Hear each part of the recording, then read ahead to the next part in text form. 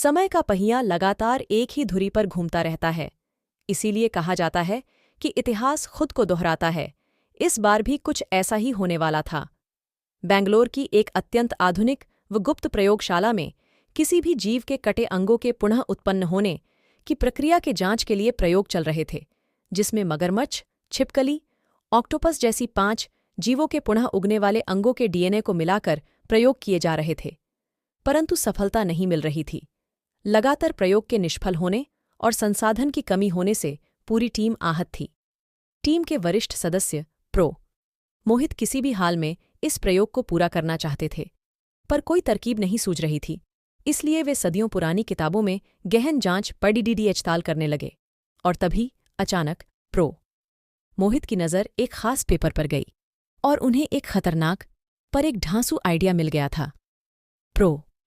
मोहित ने पूरे टीम को इकट्ठा किया और अपना आइडिया सुनाया, जिसको सुनने के बाद पूरी टीम सन्न थी। आइडिया था कि ट्रांसिल्वेनिया चलकर ड्रैकुला के शव को खोजकर उसका डीएनए लिया जाए और उस डीएनए को बाकी जीवों के डीएनए के साथ मिलाकर प्रयोग किया जाए। पूरी टीम को ये आइडिया मजाक लगा। किसी को भी यकीन ही नहीं हुआ कि मोहित एक काबिल वैज्ञानिक होकर दंतकथा पर विश्वास करते हैं। सभी मेंबर्स के खारिज करने के बाद भी प्रो. मोहित ने हार नहीं मानी और टीम में नए शामिल हुए डॉ. ऋषभ को लेकर गुप्त रूप से ट्रांसिल्वेनिया निकल गए। इधर लैब में प्रो. कपिल, प्रो.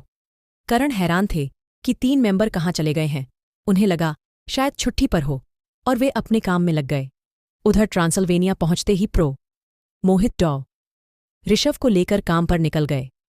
डॉ. ऋषभ के पास ट्रांसिल्वेनिया के सभी नए पुराने कब्रिस्तानों का विवरण था और वे दोनों सुबह से इसी काम में लगे थे। प्रो. मोहित जानते थे कि ड्रैकुला के नाम से कोई कब्र नहीं होगी, इसलिए वे ड्रैकुला के अन्य नाम व्लाद द तृतीय और विलियम के नाम से कब्रें खोज रहे थे, पर सफलता हाथ नहीं लगी। शाम को थककर वे दोनों एक होटल में गए। पहले तो मैनेजर ने बाहरी होने के कारण रूम देने से मना कर दिया, पर जब प्रो. मोहित ने ज्यादा पैसों का लालच दिया तो मैनेजर ने 313 नाजी का कमरा दे दिया और वेटर के साथ कमरे में भेज दिया। उन दोनों के जाते ही एक अनजान शख्स धीरे से मैनेजर के पीछे आकर खड़ा हो गया। मैनेजर हड़बड़ाकर पीछे पलटा।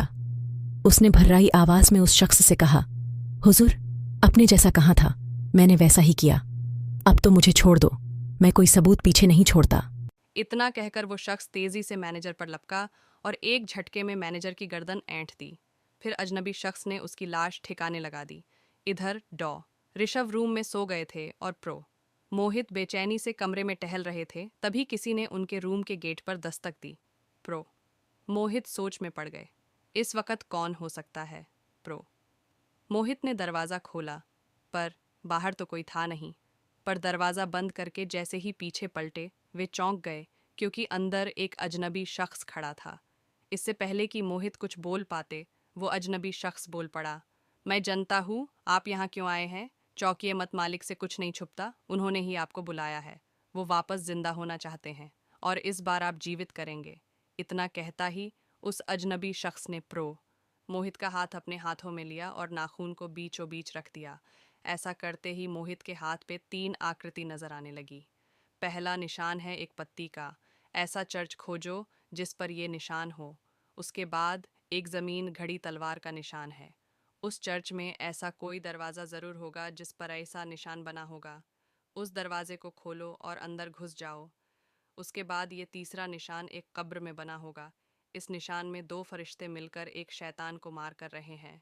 उसी कब्र में हमारे मालिक आराम फरमा रहे हैं। कब्र खोलकर अपने हाथ को थोड़ा सा काट कर 2 बूंद खून की डाल देना। ऐसा करते ही हमारे मालिक जीवित हो जाएंगे। हम चर्च में नहीं जा सकते, पर तुम जा सकते हो। इतना कहकर वो अजनबी शख्स दरवाज़ा खोलकर बाहर निकला और हवा में विलीन हो गया। सुबह होते ही मोहित ने ऋषभ को जगाया और रात में घटी सारी बात दी। ऋषभ भौचक्का सा सुनता रह गया। उसे यकीन ही नहीं हुआ। अपने कानों पर उल्टा वो मोहित पर भड़क गया कि उसने उसे क्यों नहीं जगाया। ऋषभ ने तुरंत अपना लैपटॉप निकला और पत्ती के निशान वाला चर्च खोजने लगा। थोड़ी देर में ऋषभ को सफलता मिल गई।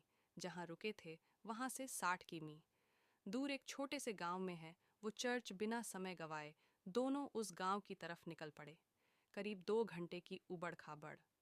यात्रा के बाद वे दोनों उस गांव में पहुंचे। चर्च गांव के बीचों बीच है। वहां पहुंचकर दोनों तलवार के निशान वाले दरवाजे को खोजने लगे। इधर कोई और भी इस चर्च में आया था।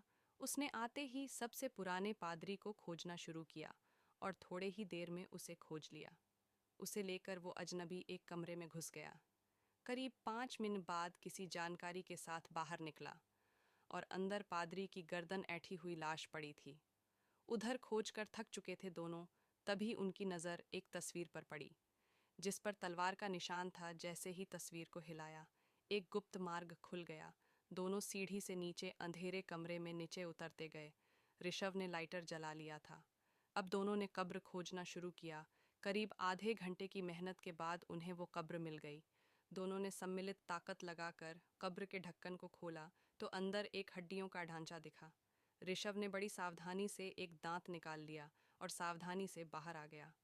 अभी वे लोग चर्च से बाहर निकले ही थे कि रात वाला अजनबी शख्स उनके सामने आ गया और कहा, तुम्हारा काम मालिक को जगाना है, हम क्यों जगाए, तुम खुद जगा लो। इतना कहकर दोनों उस अजनबी को चकमा देते हुए गाड़ी में बैठकर शहर में पहुंचे और अगले दिन बैंगलोर पहुंच गए। मोहित लैब में आते ही काम पर लग गए। जब करण और कपिल ने जानना चाहा कि कहाँ गए थे तो उन्होंने सच्चाई बता दी। सच्चाई सुनने के बाद दोनों का मुंह खुला रह गया। कपिल ने बाकी जीवों के डीएनए में ड्रैकुला का डीएनए मिलाकर सीरम बनाना शुरू कर दिया और जीवों पर प्रयोग भी शुरू कर दिया। थोड़ी सी मेहनत के बाद सीरम जीवों पर अल्प मात्रा में काम कर रहा था। प्रयोग के दौरान अचानक हरेंद्र लैब में आते हैं और उस सीरम को ज़बरदस्ती उठाकर खुद पर इंजेक्ट कर लेते हैं। कोई समझ पता कि क्या हुआ है। उससे पहले ही सीरम ने असर दिखाना शुरू कर दिया। 30 मिनट की दर्दनाक यातना के बाद जब हरेंद्र को होश आया तो उसके अंदर ड्रैकुला की ताकत आ चुकी थी। वो मन की बात सुन सकता था, दूर तक देख सकता था, उड़ सकता था और कुछ भौतिक तत्व जैसे वायु, बादल आदि को काबू कर सकता था। मोहित ने हरेंद्र को कुर्सी से बांध कर रखा था, परंतु होश में आने के बाद हरेंद्र के लिए उसे तोड़ना कोई बड़ी बात नहीं थी। चारों वैज्ञानिकों को अपने हाथों से उठाकर पटक दिया और उन्हें छोड़ता बाहर निकल गया। लैब की छत पर आकर पहले इशारे से बादल बुलाकर धूप को रोक दिया, फिर जानवरों को अपने हिसाब से कंट्रोल करने लगा। हरेंद्र अब ड्रैकुला बन चुका था और शहर में जो मिल रहा था उसे काटता जा रहा था। अपने पिशाचों की संख्या बढ़ाता जा रहा था। बड़े मिनिस्टर्स और पावर वाले लोगों को हिप्नोटाइज करता जा रहा था। हालात ये थे, महज 2 घंटे में आधा शहर पिशाचों में बदल चुका था। लोगों में भगदड़ मच चुकी थी। हर कोई जान बचने को भाग रहा था। आलाकमान सदमे में था। उसने उन चारों वैज्ञानिकों से संपर्क किया और इस मुसीबत को रोकने को कहा। उधर ड्रैकुला ने शहर में मौत का मातम मचा दिया। शहर में खून और लाशों के अलावा कुछ नज़र ही नहीं आ रहा था। बड़े लोग ड्रैकुला के वश में थे। उन्होंने पुलिस या आर्मी वालों को पिशाचों को मारने का कोई आर्डर नहीं दिया और जिन्होंने अपनी तरीके से रोकने की कोशिश की वे मारे गए। इधर लैब में चारों वैज्ञानिक ड्रैकुला के डीएनए में कुछ खोज रहे थे और तभी करण को एक ऐसा प्रोटीन मिला जिसको अगर संश्लेषित किया जा सका तो पिशाचों को वापस इंसान बनाया जा सकता है। चारों वैज्ञानिक इसी काम में लग गए और इस बात की खबर आलाकमान को भी दे दी। इस बात की खबर ड्रैकुला को भी हो गई और वापस लैब पहुंचा। पर इस बार वो तैयार थे। वे चारों चांदी से बनी चीज़ों का इस्तेमाल कर ड्रैकुला को रोकने की कोशिश कर रहे थे। परंतु इससे पहले कि ड्रैकुला हावी हो, पता उसे एक चैम्बर में बंद कर ऐसे गैस से हमला किया जिससे जीवों के डीएनए नष्ट हो जाए। महज चंद सेकंड में ड्रैकुला वापस हरेंद्र बन चुका था। इधर आलाकमान ने उस प्रोटीन को गैस में मिला के हेलीकॉप्टर के जरिए पूरे शहर में मिला दिया। नतीजन थोड़ी ही देर में सब वापस नॉर्मल हो गए। पता चला वो अजनबी शख्स हरेंद्र ही था जिसने पादरी को मारा। हरेंद्र को उसके करनी जेल हो गई। करण और कपिल वापस घर जा रहे थे कार से, तभी करण को कुछ हुआ और वो बदल गया और उसने कपिल पर हमला कर दिया। समाप्त।